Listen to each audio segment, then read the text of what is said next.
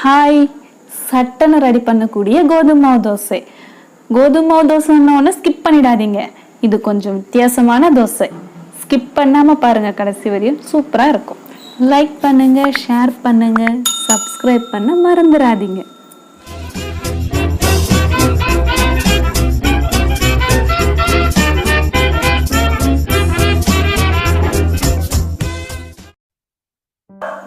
கோதுமை மாவு ஒரு கப், 3 முட்டை. இது இருந்தாலே போதும், சுவையான கோதுமை மாவு தோசை ரெடி. நம்ம செய்யும் முறை பார்க்கலாம் வாங்க. ஒரு மிக்ஸி ஜார் எடுத்து நம்ம ஏற்கனவே வச்சுருந்த கப் கோதுமை மாவை மிக்ஸி ஜாரில் போட்டுக்கிட்டு, நம்ம ஏற்கனவே சொல்லியிருந்தோம்ல 3 முட்டை, அந்த 3 முட்டையும் அதுக்குள்ளே உடச்சி ஊற்றி நம்ம மிக்ஸி பிடிச்சிக்கலாம். உங்களால் மிக்ஸி இல்லைன்னா பிளெண்டர்லேயும் நம்ம பண்ணிக்கலாம். பட் சமமாக வராதுன்றதுனால நம்ம மிக்ஸி ஜாரில் போட்டால் ஃபுல்லாக எல்லாம் மிக்ஸ் ஆகும்.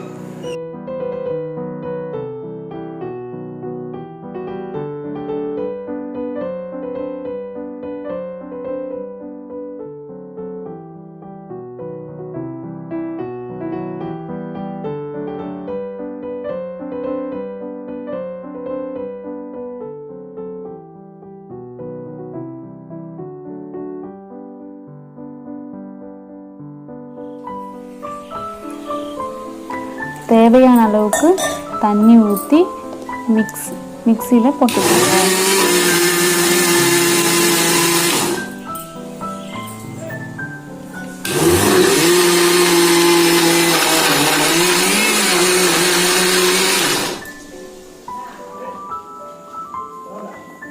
பாருங்க, முட்டையும் மாவும் எல்லாம் மிக்ஸ் ஆகி தோசை மாவு பதத்துக்கு வந்துருச்சு. இது ஒரு கிண்ணத்தில் மாற்றிக்கலாம்.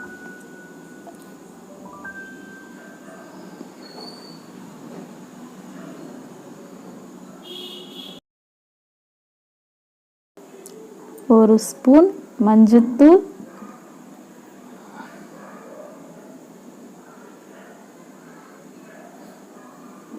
தேவையான அளவு உப்பு,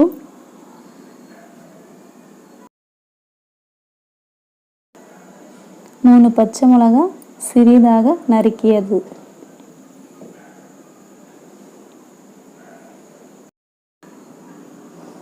தேவைக்கேற்ற மிளகுத்தூள், தேவைக்கேற்ற கரம் மசாலா,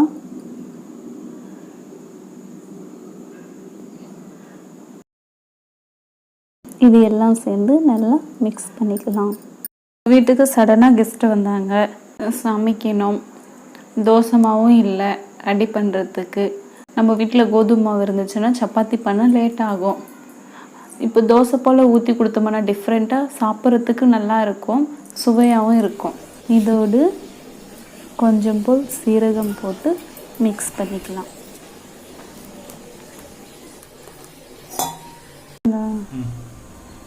தோசை கல் வச்சு கல் சூடான பிறகு தோசையை ஊற்றிக்கலாம். ஊற்றும் போது அதோட ஸ்மெல் உங்களுக்கு தெரியும்.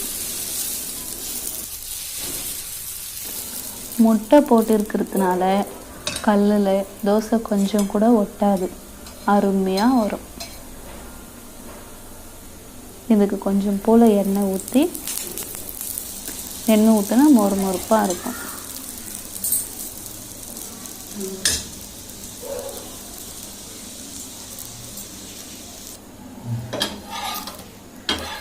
இது லேசாக திருப்பி போட்டுக்கலாம். பாருங்கள், முட்டை போட்டதுனால எவ்வளோ ப்ரௌனிஷாக கலராக, ஸ்மெல்லும் சூப்பராக சுவையாக இருக்கும்.